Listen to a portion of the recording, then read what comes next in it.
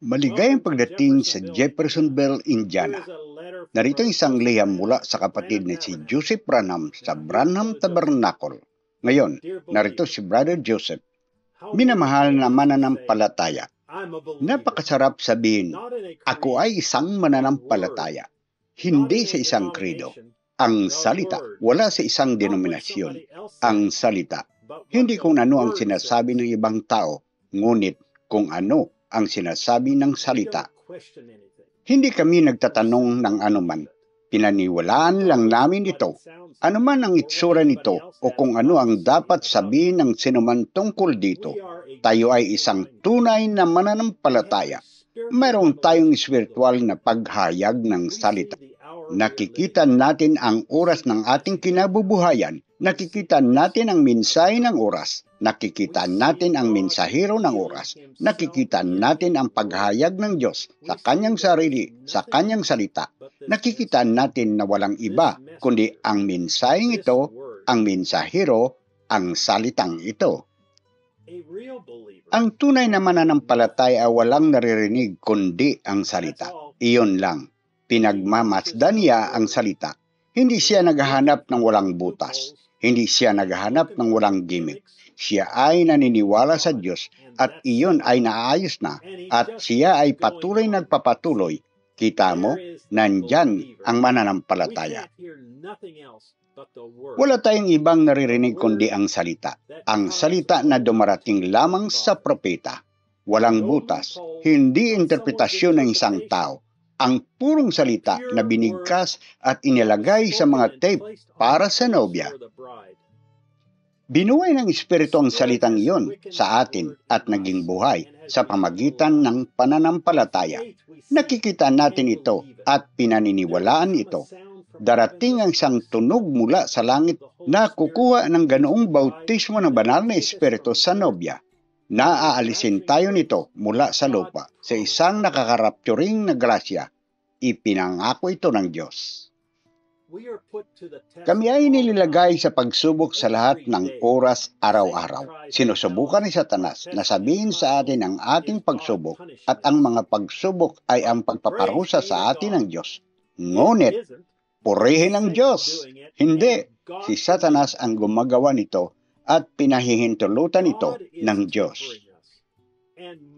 Ang Diyos ay nagpapalakas sa atin at hinubog tayo upang makita kung ano ang ating gagawin. Dumarating ang pagsubok upang yugyugin tayo, upang ilagay tayo sa pinakailalim, upang makita kung saan tayo tatayo. Ngunit nagtagumpay tayo sa bawat labanan dahil tayo ay mga buhay na halimbawa. Ang salita ng Diyos ay nabubuhay sa atin at sa pamagitan natin.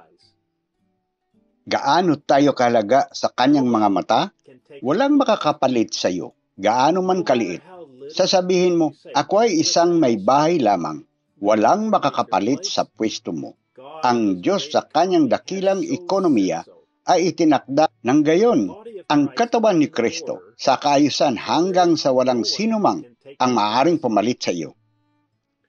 Gaano kaganda yon? Bawat isa sa atin ay may pwesto. Bawat isa sa atin ay narito noong sinabi ng Diyos na umira lang mundo. Dito niya inilagay ang katawan namin. Inilagay tayo ng Diyos sa lupa sa panahong ito upang tuparin ang kanyang salita at bigyan tayo ng buhay na walang hanggan.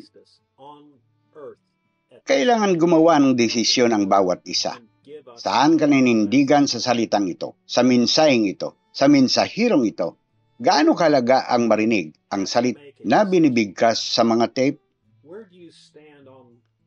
Sa lahat ng iba't ibang bahagi ng mundo, ang mga tape na ito ay kumakalat sa mga ministeryo ng mga tape.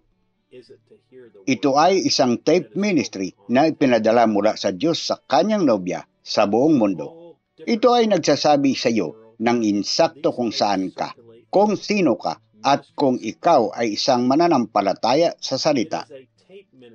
Isa ka sa tatlong klase sa iyong kasalukuyang kalagayan ngayon. Ang kasalukuyang kalagayan ng pag-iisip na ikaw dito sa nakikitang madla na ito at ikaw na sa di makikitang madla ng tape na ito. Ang iyong kasalukuyang kalagayan ng pag-iisip.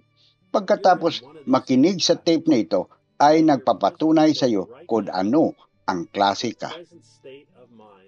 Pagkatapos pakinggan ang tape na ito, pinatutunayan nito kung anong klase ng mga tao ang kinabibilyangan mo. Naniniwala ang ilan na kailangan mo ng higit pa sa purong salita na binigkas sa mga tape. Ang ilan ay naniniwala na ang mga araw ng isang tao na mensahe ay tapos na. Kailangan mong makinig sa iyo ng pastor o ikaw ay nawala. Ang pinakamalaking dibisyon sa mensahe ngayon ay ang kahalagaan na inalagay sa pakikinig sa mga tape. Itinuturo ng ilan na mali ang pagpatugtog ng mga tape sa simbahan. Ang pastor lamang ang dapat magministro. Ang ilan ay nagsasabi na mayroon balanse, ngunit hindi kailanman nagpapatugtog ng mga tape sa simbahan o gagawin nila ito ay napakadalang. Sa napakaraming ideya, napakaraming kaisipan, napakaraming interpretasyon ng salita. Sino ang tama? Sino ang dapat mong paniniwalaan? Iyan ang tanong na dapat itanong ng bawat isa sa ating sarili. Sinabi sa atin ng propeta na suriin ito sa ang salita, hindi kung ano ang sinasabi ng sinuman. Paano mo gagawin iyon? May isang paraan lang para gawin iyon. Press play. Dapat may tamang sagot, tamang paraan. Ang bawat tao ay dapat magpasya para sa kanilang sarili. Ang linggo na ito ang magtatakda ng hinaharap para sa lahat nang makakarinig ng mensaheng ito. Isang bagay na dapat mong itanong sa iyong sarili. Sino ang tanging tao na may ganito ang sabi ng Panginoon? Sino ang pinagtibay ng haliging apoy? Sino ang magpapakilala sa atin kay Jesus? Sino ang nagsasalita ng kawalan ng pagkakamali? Kaninong mga salita ang binigkas sa lupa ay nakapahalaga? Ang mga ito ay umilangaw-ngaw sa langit. Kung gusto mong magkaroon ng mga tamang sagot, gusto kitang anyayahan na makinig ngayong linggo sa alas 12 ng tanghali, oras ng Jeffersonville, sa Minsay 63-1124E, tatlong uri ng mga mananampalataya. Brother Joseph Branham. Banal na kasulatan na babasahin, San Juan Kapitulo 6, versikulo 60 hanggang 71. Ito ang nagtatapos sa sulat mula sa kapatid na Joseph Branham sa Jeffersonville, Indiana. Pagpalain kayo ng Diyos at Shalom. www.branhamtabernacle.org at www.sbfellowship.info.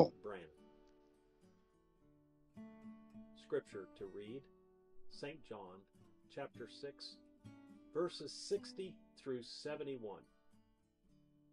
This concludes the letter from Brother Joseph Branham in Jeffersonville, Indiana. God bless you and shalom. www.branhamtabernacle.org and www.svfellowship.info.